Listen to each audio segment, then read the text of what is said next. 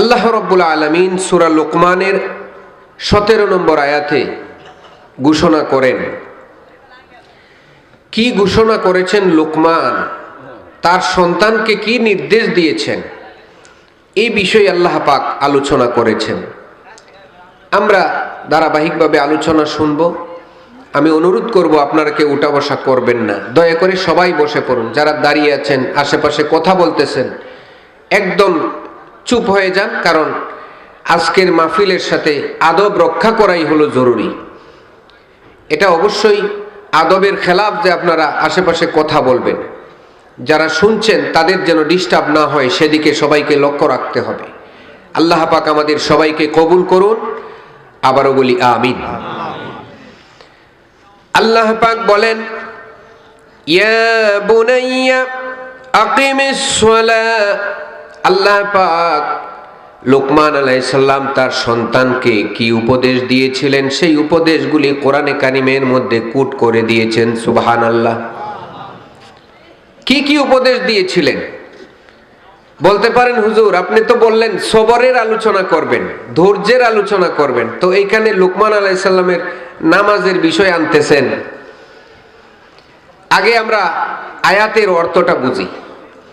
লুকমান আলাইহিস সালাম তিনি তার সন্তানকে উপদেশ দিচ্ছেন, আকিমিস সালাহ, তুমি নামাজ প্রতিষ্ঠা করো। প্রথমে ডাক দিয়েছেন ইয়া বুনাইয়া, ও আমার আদরের সন্তান। সন্তানকে কিভাবে ডাকতে হবে সেটা তিনি শিক্ষা দিয়েছেন। আল্লাহ পাক এই উপদেশগুলির এত পছন্দ করেছেন, কোরআনে কারিমের মধ্যে কোট করে দিয়েছেন। সুবহানাল্লাহ। এক নম্বর নির্দেশ দিয়েছেন, তুমি নামাজ প্রতিষ্ঠা করো। দুই নম্বর নির্দেশ দিচ্ছেন ওয়া'মুর বিল মা'রুফ ওয়ানহা আনিল মুনকার, ভালো কাজের আদেশ করো, মন্দ কাজ থেকে নিষেধ করো। দুই নম্বর। তিন নম্বরে বলছেন ওয়াসবির আলা মা আসাবাক, বিপদের সময় তুমি ধৈর্য ধারণ করো। তিনটি বিষয়। এখান থেকে মুফাসসিরিনে কেরাম সবরের তিনটা প্রকার ঘোষণা করেছেন। সকলে আমার সাথে কথা বলেন, কয়টা প্রকার সবরের? তিন প্রকার। সবর হলো তিন প্রকার। আমরা আজকে এই সবর, ধৈর্য, এই বিষয়টা কি জানবো এবং এটা জেনে আজকে থেকে বাস্তব জীবনে আমল করার চেষ্টা করব। এই ওয়াদাটা যেন আমরা সবাই করি ভাই। তিনটা প্রকার। তার আগে বলেনি সবর কাকে বলে। বড় পীর আব্দুল কাদের জিলানী রাহিমাহুল্লাহ তিনি বলেছেন, তিক্ত একটা ঔষধ যেভাবে কষ্ট করে মানুষ খায়। একটা অপারেশন, সে জানে অপারেশনটা করলে তার উপকার হবে। অপারেশনের সময় সে যে ধৈর্যটা ধারণ করে, তিক্ত ঔষধ, তিতা ঔষধটা কষ্ট লাগে, এরপরও খায় না? এটা একটা সবর, এটা একটা ধৈর্য। ওই তিক্ত জিনিসটাকে হজম করার নাম হলো সবর। আলহামদুলিল্লাহ বলে কি সুন্দর একটা সংজ্ঞা দিয়েছেন। কষ্ট করে তিক্ত জিনিসকে গলদকরণ করার নাম সবর। এখন আমরা প্রকারগুলি জানবো। আসবরু ফিল ইবাদাহ, এক নম্বর সবর। আসবরু ফিল ইবাদাহ, ইবাদতের ক্ষেত্রে সবর করা। এই আয়াত থেকে সবরের প্রকার বের করা হয়েছে তিনটি। যেমন সর্বপ্রথম লুকমান আলাইহিস সালাম তার সন্তানকে উপদেশ দিচ্ছেন, ও আমার আদরের সন্তান, তুমি নামাজ কায়েম করো, সালাত প্রতিষ্ঠা করো। এটা হলো ইবাদতের ক্ষেত্রে সবর। আপনারা সবাই লক্ষ্য করে দেখেন, যে কোনো নামাজ আদায় করেন আপনাকে অনেক ধৈর্যের পরিচয় দিতে হবে, ঠিক কিনা? আমরা ধরে নেই ফজরের টাইমটা।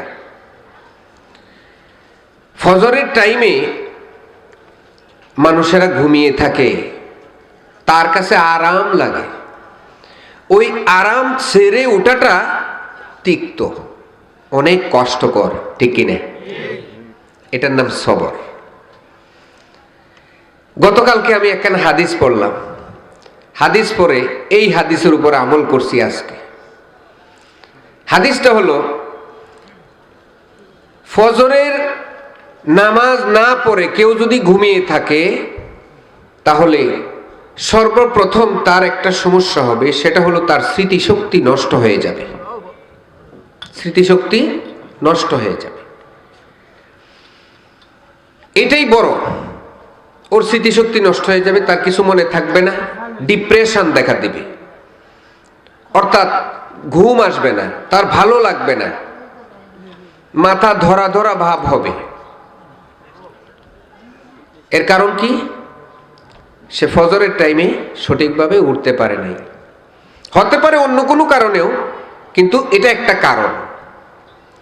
আমার ভাইরা, আরেকখান হাদিস পাইলাম যে কেউ যদি ঘুম থেকে উঠতে না পারে তাহলে কি করতে হবে। স্বামী স্ত্রীর একখানা হাদিস, হযরত আয়েশা থেকে রওয়ায়াত। আল্লাহর নবীজি বলেন, কোন স্বামী যদি ঘুম থেকে উঠে দেখে তার স্ত্রী ঘুমাচ্ছে ফজরের টাইমে, আর সে যদি একটু পানি, ঠান্ডা পানি নিয়ে তার মুখের মধ্যে ছিটা দেয়, আল্লাহ রাব্বুল আলামিন তার উপর রহম বর্ষণ করেন। সুবহানাল্লাহ। আবার বলছেন নবীজি আবু দাউদ শরীফে, কোন স্ত্রী যদি আগে ঘুম থেকে উঠে, সেই স্ত্রী ওযু করে এসে একটু ঠান্ডা পানি তার স্বামীর মুখের মধ্যে ছিটা দেয়, আল্লাহ রাব্বুল আলামিন তার উপর রহমত বর্ষণ করতে থাকেন। সুবহানাল্লাহ। আল্লাহর রহমত পাইলে আর কিছু লাগে? আল্লাহর রহমত, আর কোনো কিছু না। দুনিয়াতে যত ইবাদত করেন, রহমত হলো বড়। সুবহানাল্লাহ। এই জন্য আল্লাহ পাক বলেন, আর রহমান আল্লামাল কোরআন, আমি হলাম রহমান, দয়ালু। কার জন্য দয়ালু? যে কোরআন শিখে এবং শিখায়। সুবহানাল্লাহ। সুতরাং আমার ভাইরা, এই ফজরের টাইমে আপনি উঠলেন, আজকে থেকে এই হাদিসের উপর আমল করবেন। আপনার স্ত্রী যদি ঘুমিয়ে থাকে, একটু পানি ছিটা দেন, বাচ্চার মুখে পানি ছিটা দেন, সওয়াব পাবেন। নবীজির সুন্নত পালন হয়ে গেল। সুবহানাল্লাহ। আল্লাহর নবীজি হযরত আয়েশার মুখে পানি ছিটা দিতেন। দেখুন তো কত সুন্দর পদ্ধতি রাসূলুল্লাহ সাল্লাল্লাহু আলাইহি সাল্লাম শিক্ষা দিচ্ছেন। আর যদি আমাদের এলাকার কেউ ফজরের টাইমে উঠে, তাহলে তার বউরে গালি শুরু করে, এই এখন উঠছস না, ঠিক নেই, এইভাবে না, আদরের সহিত আপনাকে ডাকতে হবে। তাহলে as-sabru fil ইবাদা, এটা একটা সবর। আরামের ঘুমকে হারাম করে দিয়ে আপনি ফরজ নামাজটুকুন আদায় করে এরপর ঘুমিয়ে থাকেন, অসুবিধা নাই, ঠিক কিনে ঘুমিয়ে থাকেন। যারা রাতের কাজ করেন, যেমন আমরা রাত্রিবেলায় কাজ করি, ফজর পরে আমরা আর একটু ঘুমাইয়া থাকি, এটা অন্যায়ের কিছু না, দোষের কিছু না। কিন্তু যারা কাজে কামে ব্যস্ত, রাত্রিবেলায় তারা দ্রুত গতিতে ঘুমিয়ে যাবেন। দ্রুত গতিতে ঘুম থেকে উঠে ফজরের নামাজ আদায় করে তারা মাঠে নেমে পড়বেন। ফাইদা কুদিয়াতিস সালাহ ফান্তাশিরু ফিল আরদ।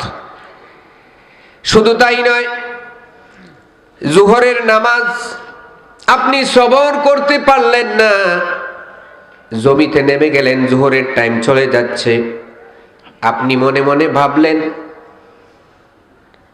জোহরের সময় আরো আছে, কিছুক্ষণ পরে নামাজটা পড়ি, একসাথে সবগুলি গুছা শেষ করে আমি নামাজ পড়তে পারবো।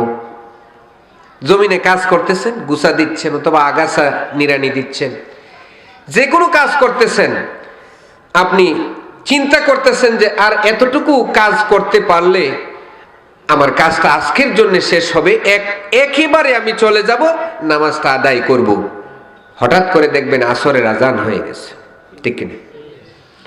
এই ক্ষেত্রে সবর করতে পারলেন না। এই ক্ষেত্রে সবর হলো, আপনি জোহরের আজান হয়েছে, দাঁড়িয়ে যান, শরীরে কাদামাকা অবস্থায় ওযু করে দাঁড়িয়ে যান ক্ষেতের আইলের মধ্যে, আল্লাহু আকবার, সুবহানাল্লাহ। আমার আল্লাহ খুশি হয়ে যায়। আপনাকে সমস্ত শরীর ধৌত করতে হবে এরকম না।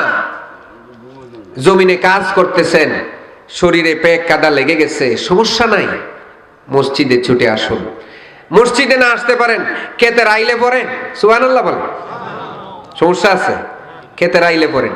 আপনি কৃষক, যে কাজটা করতেছেন এটা নামাজি ব্যক্তিরা নামাজ পড়ে যেই সওয়াব, আপনি ক্ষেতের মধ্যে আপনার বীজ বপন করে সেই রকম সওয়াব পাচ্ছেন। সুবহানাল্লাহ। নফল নামাজ যারা পড়েন তারা মসজিদে নফল পড়তেছেন, আর কৃষক তিনি বীজ বপন করতেছে, বেশি সওয়াব। সুবহানাল্লাহ। আল্লাহর নবীজি বলেন, একটা বৃক্ষ রোপণ করার পরে এটা যদি কোনো পাখি খায়, অপরিচিত মানুষরা খাইলো, চুরে খাইলো, ডাকাতে খাইলো, যে কেউ খাইলো, কিন্তু আপনার আমল নামায় আল্লাহ রাব্বুল আলামিন সদকায়ে জারিয়ার সব লিখে দেন। এই জিনিসটা আপনি হয়তো দিতেন না, কিন্তু চুরি করে একটা ছেলে খায়া শেষ, চলে গেছে। আপনার একটা গাছ আছে, জাম বৃক্ষ, জামের গাছ, আমের গাছ, ওই আমগুলি ওই ছেলেরা চুরি করে ফেরে নিয়ে গেছে, তাদের গুনাহ হবে, কিন্তু আপনার সদকায়ে জারিয়ার সব হবে। বলেন সুবহানাল্লাহ। ওই যে গাছ যতদিন বেঁচে থাকবে সদকায়ে জারিয়া। সুবহানাল্লাহ।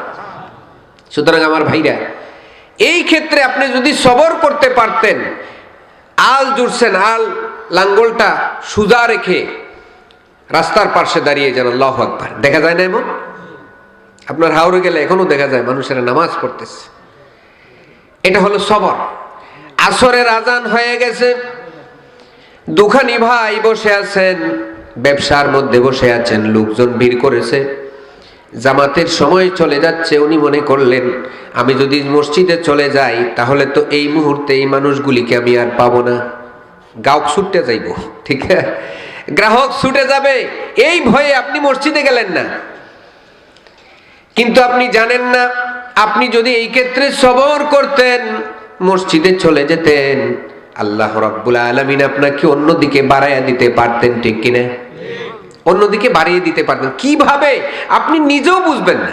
তাফসীর ইবনে কাসিরের মধ্যে এই সবরের আলোচনা করতে যায় একখানা এই ওয়াকিয়া বর্ণনা করেছেন যে কোন ব্যক্তি, সে জানে না তার কত বড় রোগ হবে, আল্লাহ রাব্বুল আলামিন দানের বিনিময়ে ওই রোগ থেকে মুক্ত করে দিয়েছেন। আপনি কি জানেন?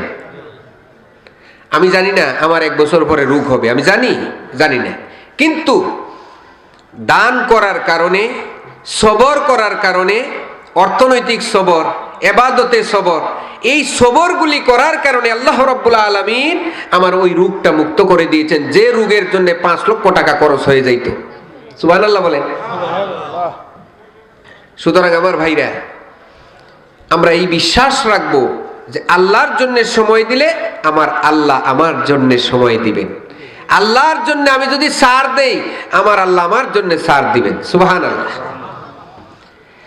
এইভাবে মাগরিব, এশা, যত নামাজ আপনার সামনে আসে, আগে নামাজ, ঠিক আছে ভাই, নামাজ সঠিক টাইমে আদায় করবেন।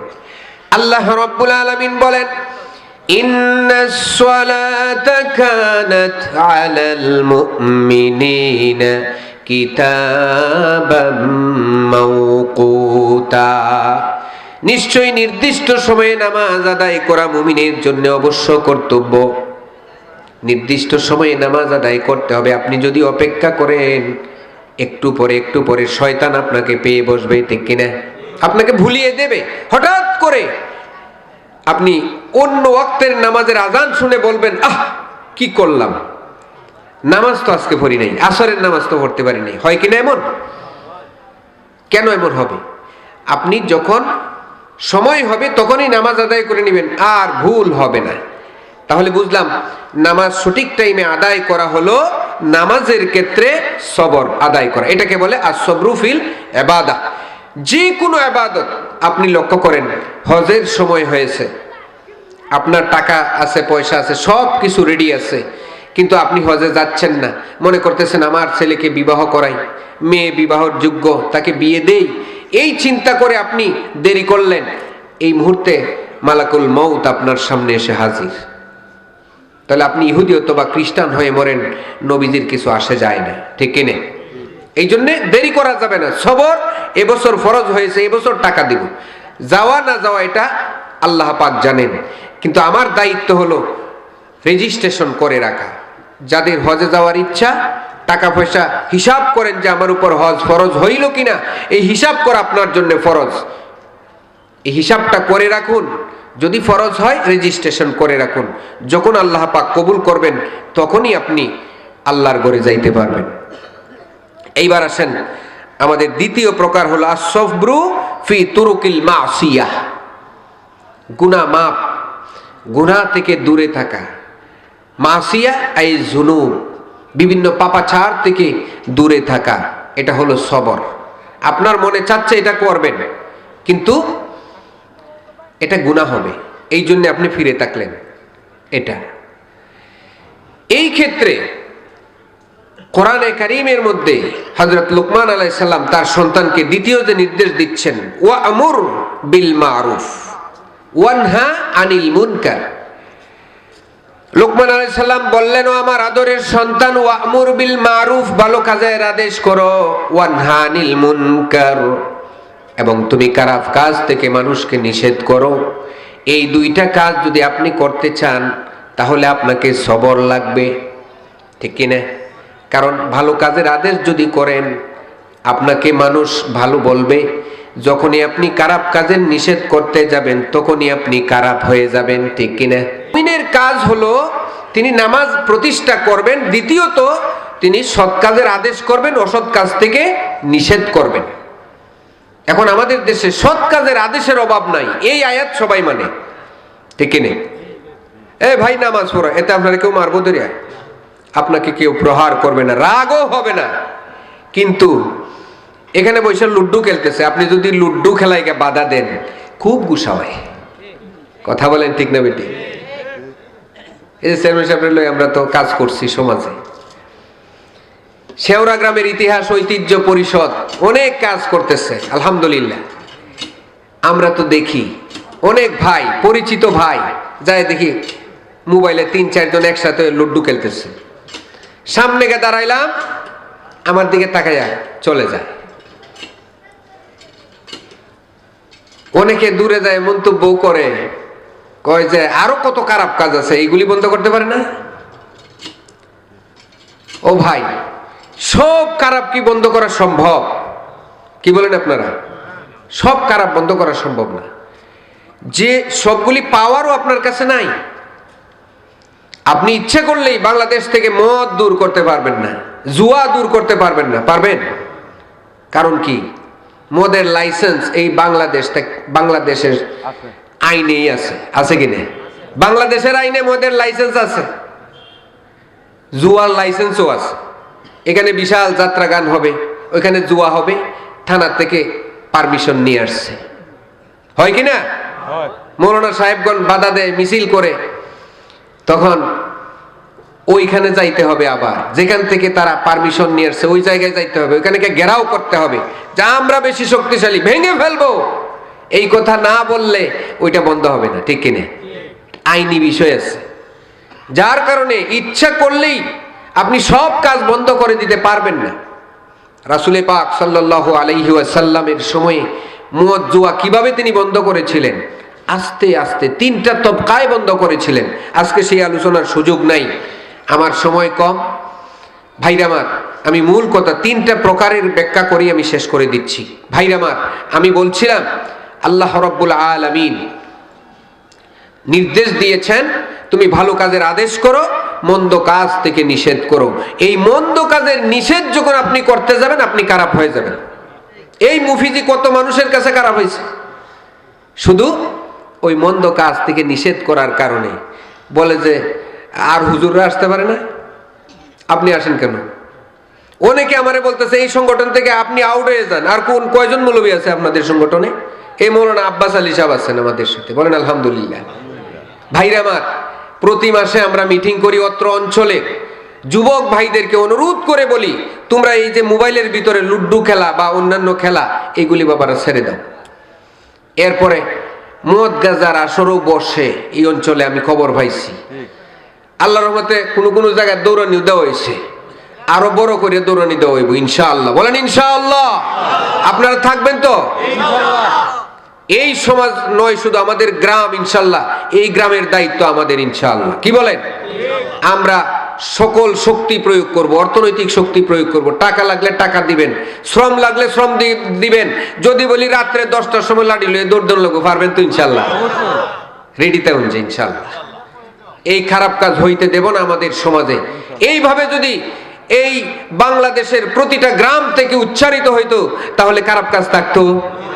আপনারা লক্ষ্য করেন বাংলাদেশে ধর্ষণ বেড়ে গেছে, ঠিক কিনা বলেন? এই ধর্ষণ বাড়ার কারণ কি? কারণ হলো এই যে ওয়াজ আগের মতো হয় না, ঠিক কিনে? ওয়াজ যতদিন বন্ধ ছিল, 570 খ্রিস্টাব্দে রাসূল পাক সাল্লাল্লাহু আলাইহি সাল্লাম আসলেন। 570 সালের আগে হযরত ঈসা আলাইহিস সালাম চলে গেলেন। এই যে সময়, মধ্যবর্তী সময় কোনো ওয়াজ ছিল না বলে দর্শন বাড়ছে, ছেলে মারে দর্শন করছে, বলেন নাউজুবিল্লাহ। এটা আইয়ামে জাহেলিয়া। এখন আইয়ামে জাহেলিয়াতের চাইতে আরো বেশি খারাপ হয়ে গেছে। এখন মৃত মহিলাকেও দর্শন করে, বলেন নাউজুবিল্লাহ। নোয়াখালীতে এক মাকে ধর্ষণ করে, উলঙ্গ করে, ভিডিও করে, এরপর ভাইরাল করে দিছে, নাউজুবিল্লাহ বলেন। হ্যাঁ, এরপর কিছুদিন আগে ওই যে আনুষ্কা ফানুষ্কা হয়ে গেল, মেয়েটারে ধর্ষণ করে মেরেই ফেলল, নাউজুবিল্লাহ বলেন। ভাইরা আমার, এর কারণ হলো ওয়াজ নাই, উপদেশ নাই। আমার আল্লাহ বলেছেন, উদউ ইলা সাবিলি রাব্বিকা বিল হিকমাতি ওয়াল মাউইজাতিল হাসানা। ওয়াজ যদি থাকে সমাজ সুন্দর হবে, ওয়াজ থাকবে না সমাজে বিশৃঙ্খলা দেখা দিবে, ঠিক কিনা? শয়তানরা নাচানাচি শুরু করবে, গান বাদ্য বেড়ে যাবে, যাত্রা গান বেড়ে যাবে, ঠিক কিনা বলেন? এই জন্য ওয়াজ বেশি বেশি করতে হবে। আল্লাহ পাক তৌফিক দিন, বলি আমিন। 3 নম্বর প্রকার হলো সবরু ফি তাকদীর। সবর করতে হবে তাকদীরের উপর, তাকদীরের ভালো মন্দ। এই তাকদীর এমন জিনিস, তাকদীর হলো 2 রকম। একটা হলো তাকদীর মুআল্লাক, আর হলো তাকদীর মুবরাম। এমন তাকদীর যেখানে আল্লাহ রাব্বুল আলামিন লিখে রেখেছেন তুমি যদি এই কাজটি করো তাহলে তোমার এমন হবে, নামাজ যদি ছেড়ে দাও তাহলে তুমি জাহান্নামী হবে। আজকে 2 জন লোক আমার কাছে আসছে, তো আমি বললাম আসেন নামাজ পড়ি। তখন বলতেছে, হুজুর জান্নাতে আপনি একা আমাদেরকে রাইখা যাইতে পারবেন না, কারণ আপনারা আমরা দাওয়াত দেই, আপনারা এমন ভাবে ধরবো ছুটে যাইতে তাই না। বুঝেন এদের বিশ্বাসটা কতটুকু?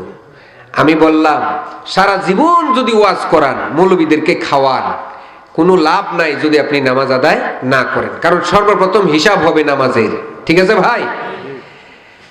এখন দেখেন, তাকদীরের উপর সবর করতে হবে। আপনার যেমন আমি 3 জায়গায় ফার্স্ট হইলাম, চাকরি হইল না, বুঝতে হবে আমার চাকরি তাকদীরে নাই। এই চেয়ারম্যান সাহেব অনেক চেষ্টা করছে এটার জন্য, আমাদের বর্তমান চেয়ারম্যান সাহেব উনিও চেষ্টা করেছেন, কিন্তু কেন হইল না? এটা আমার তাকদীরে নাই, আমাকে সবর করে বসে থাকতে হবে, আমার তাকদীরে নাই, এই জন্য হয়নি। এইভাবে যদি আপনি সবর করতে পারেন তাহলে আপনি দেখবেন আপনি সফল কাম হয়ে গেছেন। কোন দিকে আল্লাহ পাক আপনাকে জিতাইবেন আপনি বুঝতেই পারবেন না। ভাইরা আমার, আমি 3টা প্রকার তাকদীরের আলোচনা করলাম, সবরের আলোচনা করলাম। আল্লাহ পাক আমাদের সবাইকে সবরদার বানান, ধৈর্যশীল বানান। আমরা সকলে বলি আমিন।